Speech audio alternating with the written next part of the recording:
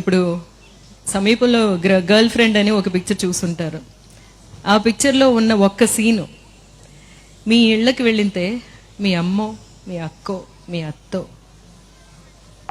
వాళ్ళందరూ ఆ క్యారెక్టర్లో కనిపిస్తారు కదా. అప్పుడు మీరు ఇక్కడ బయటకు వచ్చి ఇంత అభ్యుదయ భావాలు మాట్లాడుతున్న వాళ్ళు కూడా ఇంటికి వెళ్ళినప్పుడు మీరు ఎలా ఉన్నారు మీ మీ ఇంట్లో ఉన్న శ్రామికులతోటి అనేది ఆలోచించండి. చాలామందిని నేను చూశాను, ఇంట్లోనే అందరికీ అన్ని పనులు పంచుకుని చేసుకునే చాలా కుటుంబాలని నేను చూశాను. బట్ నేను ఇంకా ఇక్కడ ఇలా చెప్పకపోతే మిగతా వాళ్ళకి అర్థం అవ్వదు. అందుకని మిమ్మల్ని గాయపరచాలని కాదు. ఈరోజు తీసుకున్న ఒక ముఖ్యమైన విషయం గురించి కూడా మాట్లాడాలి. మాదక ద్రవ్యాలు మనకి ఇప్పుడు ఉన్న సొసైటీలోని మనల్ని కంట్రోల్ చేయాలి అనే విషయాల్లోని ఇది ఒకటి మీకు చాలా ముఖ్యమైన విషయంగా తీసుకుంటున్నారు అని అనిపిస్తుంది నాకు. యంగ్స్టర్స్ని ప్రక్కదోవ పట్టించడానికి వాళ్ళ సెన్సెస్లో ఉంటేనే కదా వాళ్ళు బాగా చదువుకోవాలి అనే విషయానికి వెళతారు. అందరూ చదువుకుంటే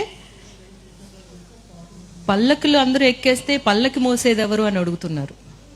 నేనేమంటానంటే పల్లకులోని ఎవరు ఎక్కొద్దండి, మనం అందరూ కలిసి సమానంగా నడిచి వెళదాము అని అనాలి. మనం ఆ పల్లకెందుకు అనేది మనం అడుగుతామని, ఆ పల్లకులు మేము మొయ్యమని చెప్తామని మనల్ని ఎట్లాగా, మన పిల్లల్ని, మన యంగ్స్టర్స్ని ఎట్లాగా తప్పుదోవ పట్టించాలి అనేది చూస్తున్నారు.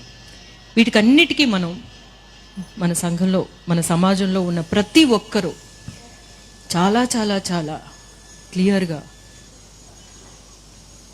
గమనించాలి. మన పిల్లల్ని మనం మంచి దారి పట్టించాలి అని చెప్పి అంటున్నాను. ఎందుకంటే అది ఎలా వస్తుందో తెలీదు. ఫ్రెండ్స్ ద్వారా వస్తుంది. ఫ్రెండ్స్ ఒకళ్ళు నేను చేస్తున్నాను రా, నీకేంట్రా భయం అంటారు. ఫ్రెండ్స్ మధ్యన ఉండే ఒక స్టైల్ కోసం, నేను మీతో సమానం అని చెప్పుకోవడం కోసం ఫస్ట్ టైం వెళుతుంది. ముందుగానే చెప్పాలి, మీరు ఇంకొకళ్ళు దొంగతనం చేయకూడదు అనే విషయాన్ని మనం చిన్నపిల్లల నుంచి చెప్పి పెంచుతున్నట్టు ఇలాంటి విషయం నేను ఎవరైనా చెప్తే వద్దు అని చెప్పడం మాత్రమే కాదు, మీ కుటుంబంలో ఎవరైనా ఒకళ్ళు ఉంటారు, వాళ్ళని ఎగ్జాంపుల్గా చెప్పి మాకు ఇలా జరిగింది, ఆయన పోయిన తర్వాత వాళ్ళ ఫ్యామిలీ ఎలా ఉంది చూడండి అని వాళ్ళనే సమరులుగా తయారు చేయాలి. ఈ ప్రాబ్లంని మనం ఇలా తప్ప వేరింకే విధంగా ఎరాడికేట్ చేయలేం. అఫ్కోర్స్ ఫోర్సెస్ ఏమో పోలీస్ కానీ లేకపోతే సిస్టమ్ కానీ దాన్ని క్లియర్ చేయాలి అనేది మనం డెఫినెట్గా చెప్తూనే ఉన్నాము. కానీ కుటుంబంలో ఉండే వాళ్ళకే, ఎస్పెషలీ పేరెంట్స్కే, తల్లిదండ్రులకే తెలుస్తుంది తన బిడ్డ ఒక చిన్న తేడా కనిపిస్తుంది. ఆ తేడా కనిపించినప్పుడు వెంటనే దాన్ని సరిచేయాల్సిన ఒక బాధ్యత మనకు ఉంది. మనం చెయ్యాలి, ముందుగానే చెప్పాలి. ఎట్లాగా బట్టలు వేసుకుని వెళ్ళాలి, నువ్వు బయటికి నగ్నంగా వెళ్ళకూడదు అని చెప్తున్నాం కదా, అది మనం చెప్పే కదా. It's a behaviour, learned behaviour. మన మనుష్య జాతికి అంతా లెర్న్డ్ బిహేవియర్ అనమాట. ఇప్పుడు మనం అందరం చీరలు కట్టుకుంటున్నాం, కానీ లండన్లో వెళ్తే వాళ్ళు చీరలు కట్టుకోవట్లేదు. సో మనకి ఇక్కడ అలవాటు, ఈ అలవాటు కాబట్టి మనం కట్టుకుంటున్నాం. వాళ్ళు షార్ట్స్ వేసుకుంటున్నారు, అది వాళ్ళకి అలవాటు. లేకపోతే స్కర్ట్ వేసుకుంటున్నారు, గౌన్లు వేసుకుంటున్నారు, అది వాళ్ళకి అలవాటు. మనకి ఈ భాష కూడా మన అలవాటే, మన తల్లిదండ్రుల ద్వారా వచ్చింది. అలాగే మన అలవాట్లు కూడా డెఫినెట్గా మనమే ముందుగా చెప్పాలి, వాళ్ళని క్లియర్ చేయాలి, మంచి త్రోవ పట్టించాలి. అది చాలా ఇంపార్టెంట్. మా అబ్బాయితో నేను అదే అన్నాను. ఎందుకంటే దీనివల్ల బాగా ఎఫెక్ట్ అయింది మా ఫ్యామిలీ, మీకు తెలిసిన విషయమే.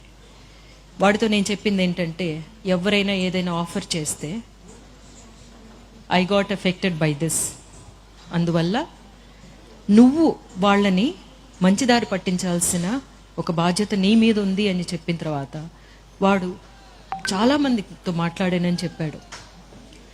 అదే మనం చేయాల్సింది.